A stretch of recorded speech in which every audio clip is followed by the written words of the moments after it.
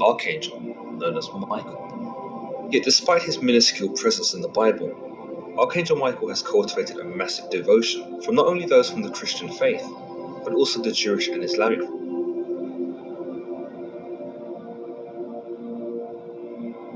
faiths as well, given that Archangel Michael appears across all three religious texts in some capacity. However, there are those that would believe that Archangel Michael's appearance in this manner is subject to interpretation. He's usually considered to be an angel of protection, and perhaps the most powerful of all of God's angels. It goes without saying that as the most powerful, Michael is the leader within the realm of angels, and serves as a warrior to defeat the forces of evil in all of their forms.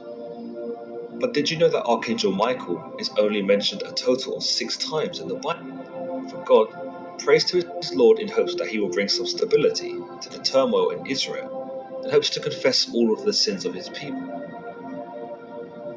During this prayer, a being makes himself known and is described in Daniel 10:5-6 as a man dressed in linen with a belt of fine gold from Upas around his waist.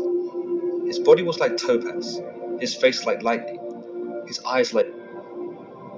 His presence in Daniel 10:10-20 sees this entity explain to Daniel what will happen to his people and what lies in Israel's fate in the times coming. What's most interesting about these passages is that the entity, powerful as he appears to be, claims that he has been resisted by the Prince of Persia, and that this has delayed him in reaching Daniel. In Daniel 10:13, he states that the Prince of the Persian kingdom resisted me for 21 days. Then Michael, one of the chief princes, came to help me. While the nature of Michael's help is not detailed beyond this, we can gather that the entity in question is reinforced by Michael, thus on the side of God. The fact that Michael came to help this entity shows us perhaps the basis of which his reputation. Michael works only with God's divine intentions in mind. Some have speculated that this entity is actually Archangel Gabriel, as Gabriel in this chapter. Previously, Daniel hears Gabriel's voice in chapter 8 verse 16, when Daniel is having a vision. He states, "And I heard a man's voice from the Uli calling, 'Gabriel, tell this man the meaning of the vision.' In the next verse, Gabriel speaks and says, 'Son of man,' he said to me, 'understand that the vision concerns the time of the end.'" Furthermore, Gabriel actually appears before Daniel in chapter 9 verse 21, where Daniel explains, "Gabriel, the man I had seen in the earlier vision, came to me in swift flight about the time of the evening sacrifice." So if the entity speaking of Michael was actually Gabriel, then Daniel should have recognized him, instead of being overcome by the sheer. Unless, of course, as some have suggested, Gabriel has only shown himself to Daniel in a lesser form, and when he appears to him again in chapter 10, he comes as his true self, hence why Daniel only chooses now to describe the entity's appearance. All in all though, the reference of Gabriel as man in the title of the chapter called Daniel's Vision of a Man seems to indicate that this is not Gabriel, and while obviously otherworldly, do you know why I've come to you? Soon I will return to fight against the Prince of Persia, and when I go, the Prince of Greece will come. But first I will tell you what is written in the Book of Truth. No one supports me against them, except Michael, your prince. By calling Michael Daniel's prince, it highlights his importance and gives us something of an inkling that Michael harnesses some sort of higher power, and that he should be respected and revered by Daniel, and was facing off against God's favorite angel turned bad boy. From this we can derive that Michael is certainly courageous, and he would even think about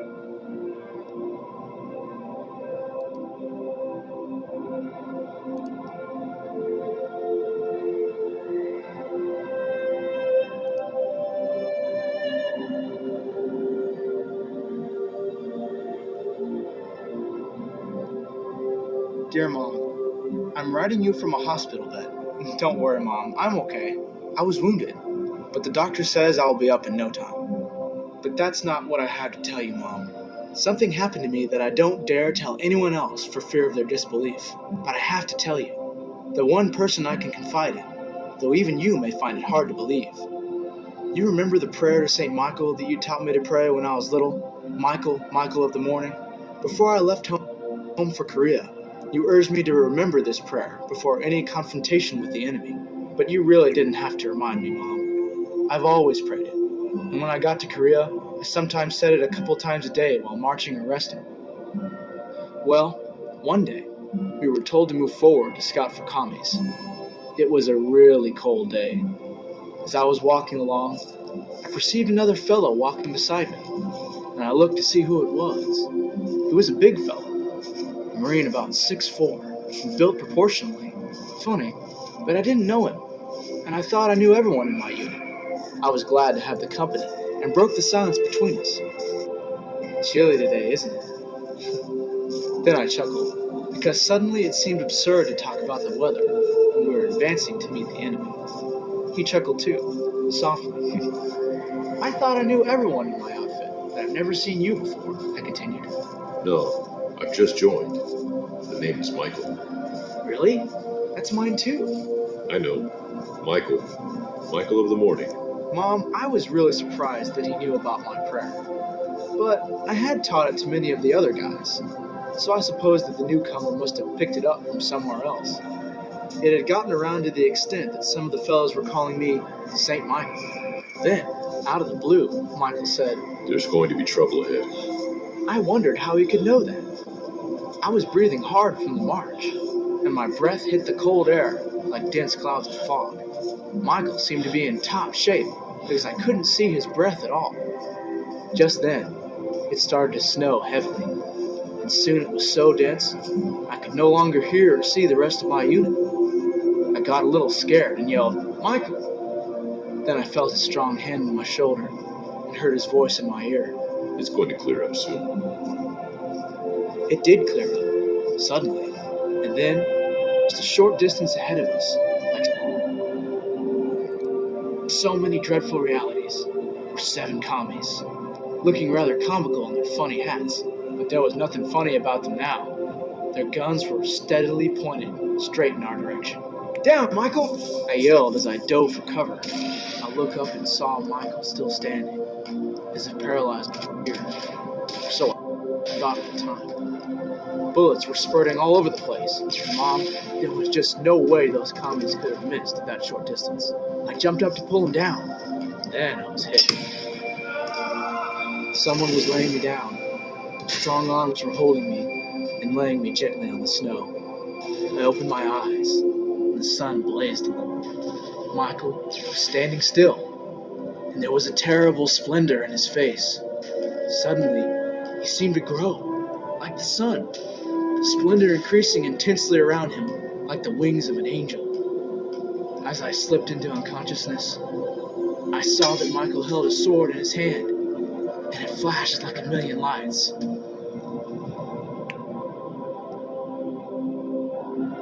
Later on, when I woke up, the rest of the guys came to see me with the sergeant. How'd you do it, son? He asked me, Where's Michael? Michael who? Michael, the big Marine walking with me, right up to the last moment. I saw him there as I fell. Son, you're the only Michael in my unit. I handpicked all you fellas, and there's only one Michael. You. And son, you weren't walking with anyone. I was watching you because you were far off from us and I was worried.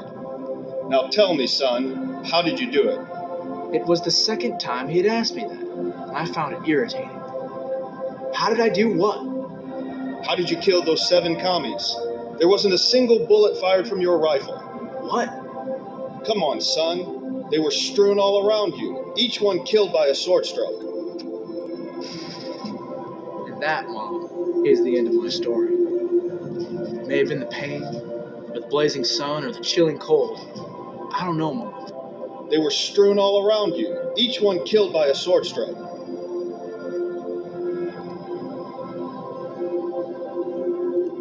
What?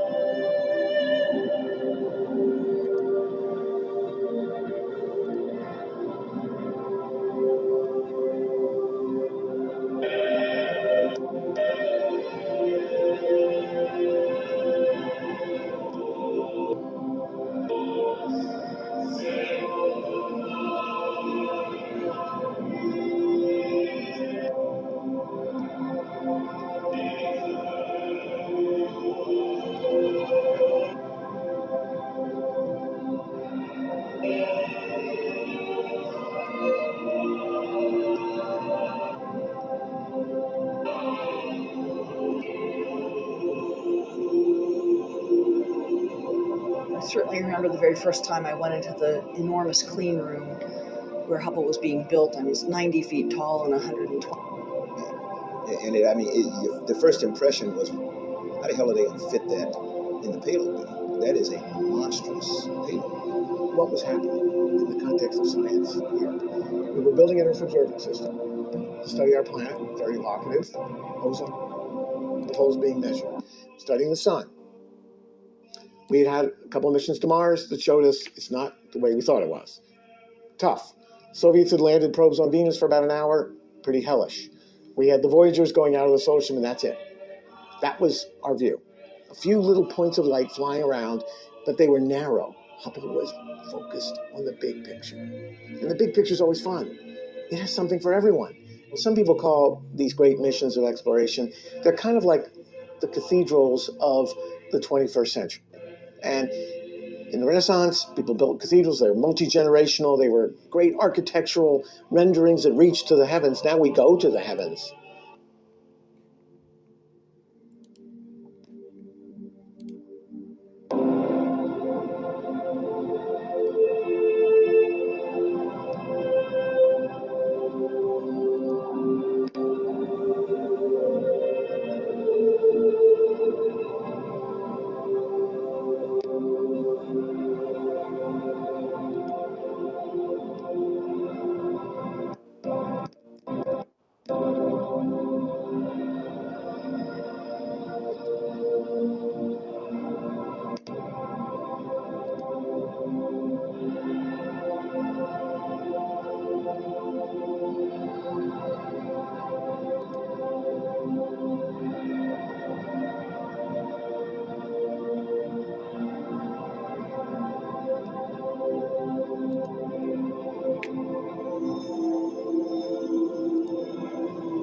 And we follow the light.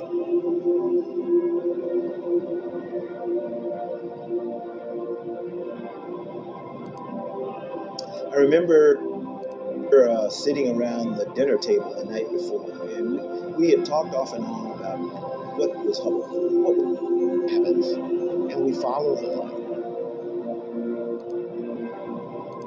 The 21st century.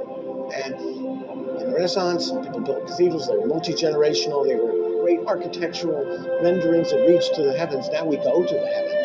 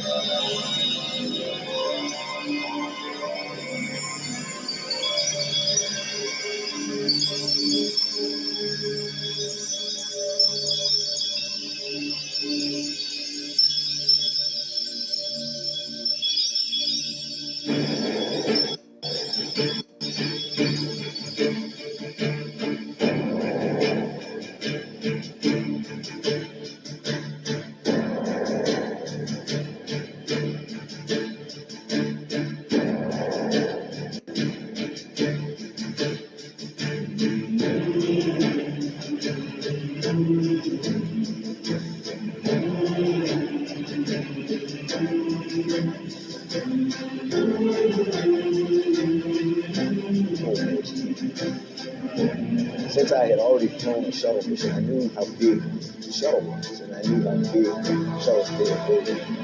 Hubble was too big. And I knew We had the Voyagers going out of the solar system. That was ugly. 300 points of light flying around. But they were I think this is always fun. It's something for everyone. Some people call these great missions and explorations, they're kind of like the people of the 21st century. Renaissance, the people are multi-generational, they were very architectural, many of the beach to have a family go to it.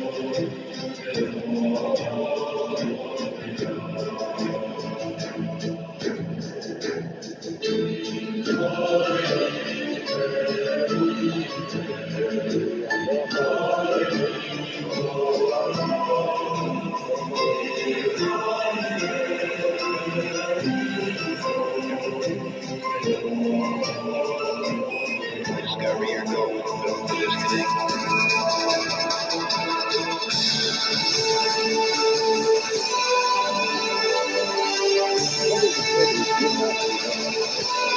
In the end, we successfully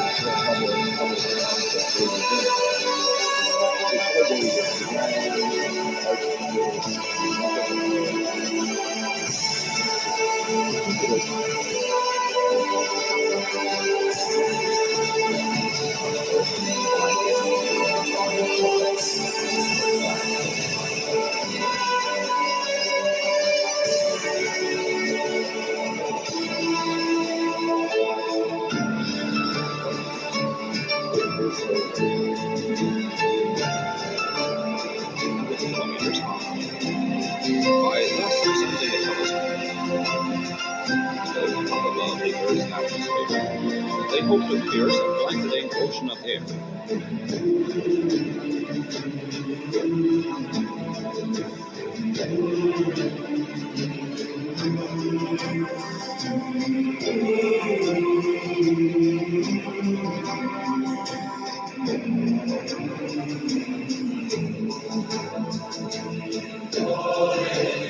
That has, for the most part, obscured man's detailed view of the world.